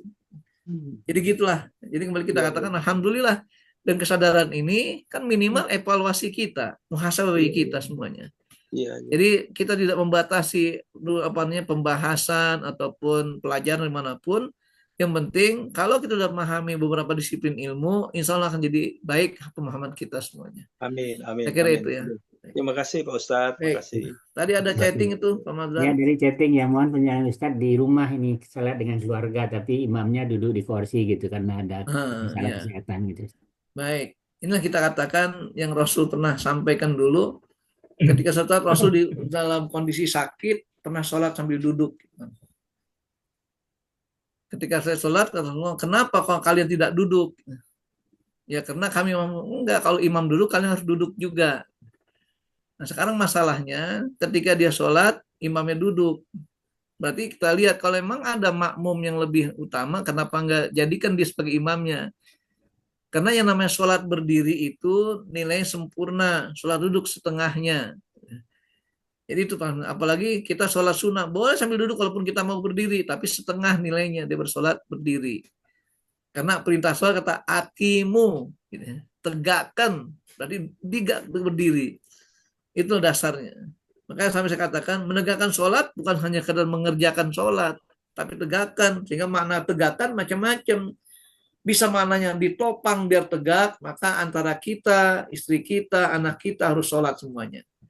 Nah, menyangkut pada boleh nggak kita sholat berjamaah dengan keluarga di rumah? Saya katakan hakikatnya boleh saja, cuma bagi laki-laki utamanya di masjid. Kenapa? Karena untuk menjaga persatuan dan membiasakan diri taat pada imam, itu paling penting gitu. Jadi kalau sekarang kita bicara-bicara, kenapa orang nggak bersatu? Sholatnya aja masih bercerai-berai gitu ya. Padahal, lihat bagaimana ketika dulu siapa Presiden Amerika yang baru mau dilantik ini, Donald Trump, gitu ya. Donald Trump sebagai pemilik majalah apa namanya, ya, majalah yang dewasa itu, Playboy. Nah itu dikatakan bahwasanya dia ketika dilantik jadi presiden langsung dikumpulkan menterinya itu. Ternyata apa? Dia putar video tentang bagaimana instruksi atau gerakan kesatuan umat Islam di Mekah. Mereka lagi tua muter macam-macam, pas dengar komat langsung nggak sampai 5 menit terus rapi. Itulah itulah kekuatan umat Islam di situ. Nah, kenapa? Itulah aturan sholat, gitu ya. Taat pada imam. Gitu ya. Kita punya potensi sebenarnya untuk kita bersatu. Cuma tadi masalahnya ketika alasannya saya kan ingin jadi imam di rumah, ajak keluarga ke masjid lebih baik lagi. Jadi artinya kita sebagai orang laki-laki, sebagai pimpinan keluarga, kita mencontohkan terbaik bagi keluarga kita, akan lebih baik nilainya. Karena persatuan umat letaknya ada di masjid dalam sholat berjamaah itu. Nah, itu makanya Rasulullah membangun masjid pertama kali mempersatukan umat. Ketika ada orang kafir, orang munafik bikin masjid diror ke Rasul. Kenapa diror? Karena untuk memecah belah umat Islam. Jadi begitulah seterusnya. Makanya masjid sifatnya memecah belah umat Islam dianggap masjid diror. Bahkan Rasul untuk dibakar masjid tersebut. Karena potensinya akan menyebarkan fitnah dan perpecahan umat ini. Saya kira itu ya insya Allah. Ada sambungan pertanyaannya Ustadz, kalau kita lagi musafir kan itu salat jamak asar atau jamak saja. Ya. Itu salat qabliyah sama ba'diyahnya ada nggak Ustadz, salat sunnah? Oh iya, jadi gini, kembali kita katakan salah satu keistimewaan rukhsah itu, maka yang Allah perintahkanlah hal-hal yang wajib. Termasuk umpamanya kita biasa qiyamul lail, biasa duha, dalam musafir nggak disunahkan lagi sifatnya. Kenapa? Karena fokus untuk kita menikmati alam tasasul itu. Makanya kalau kita musafir, waktu kita yang paling baik untuk ngobrol, menurutnya paling baik. Kenapa? Biar terintegrasi itu alam itu dengan kita. Pandang alam dengan penuh sukacita. Makanya orang kenapa safir, tajid iwadon dalam sapi. Berpelayaran, berpergianlah kalian. Kalian dapatkan ganti-ganti kehidupan itu semuanya.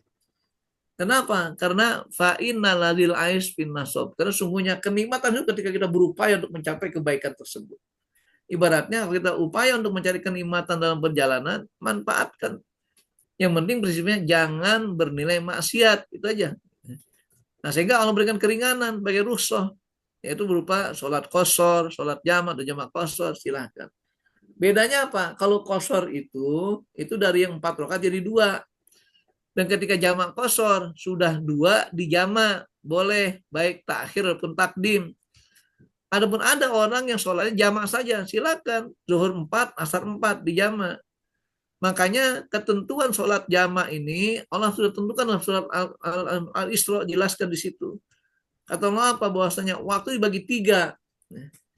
Jadi aqimis sholata liduluki syamsi ila ghasaqil lail wa Qur'an al-fajr, 3 ini.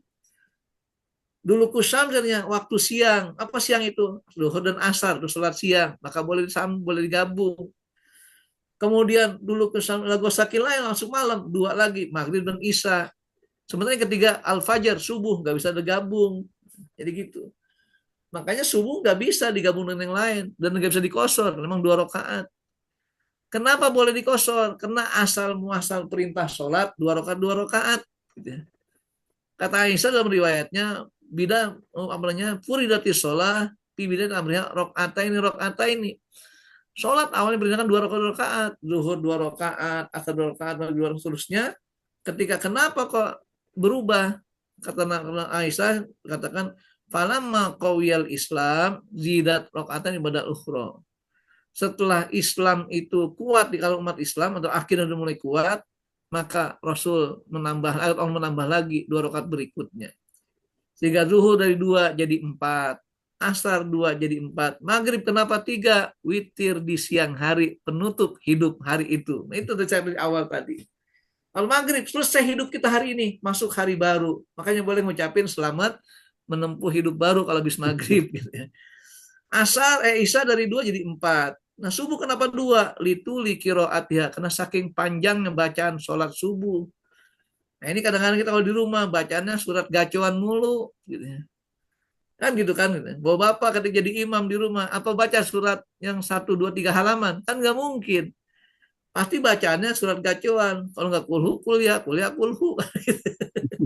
Padahal utamanya subuh bacaan harus panjang. Sehingga durasi waktunya sama dengan yang 4 rakaat. Itulah cara bagaimana memahami hal itu. Jadi jamaah ketika terjadi rukhsah atau keringanan sehingga dikosor sholat itu, bukan membuat hukum baru, tapi back to basic, kembali pada aslinya. Nah, begitulah seterusnya. Jadi ini saya katakan tadi masalahnya hal-hal ini, ya, apa yang disampaikan oleh Pemazhar tadi berkaitan dengan bagaimana cara kita menyikapi ini semuanya. Maka harus punya panduan dasar yang syar'i. Saya kira itu ya. Jadi tidak ada sholat ba'diyah dan qabliyah ya Ustaz? Sebenarnya bukan tidak ada, artinya tidak dianjurkan. Tidak dianjurkan ya. Tidak muhtasab atau tidak disebut dengan apa istilahnya, ya muhtasab tadi, berharap itu. Ini mungkin ada yang angkat tangan. Saya lagi ingat nih Ustadz, Pak Kemas Akib kan lagi di Melbourne ya, lama di sananya, hampir sebulan. Masya Allah. Kan yang namanya musafir itu apakah selama beliau di sana sebulan itu boleh jamak nggak Ustadz itu? Apa balik ke normal gitu? Simpel aja gini. Pertama, pengertian musafir artinya apa? Orang yang meninggalkan tempat tinggalnya. Itu namanya musafir. Nah, gimana cara meninggalkannya? Salah satu syarat musafir itu dia tidak boleh untuk maksiat, itu prinsipnya. Kemudian apa yang Allah berikan keringanan? Pertama, dia boleh mengqashar sholat, boleh menjamak qashar sekalipun.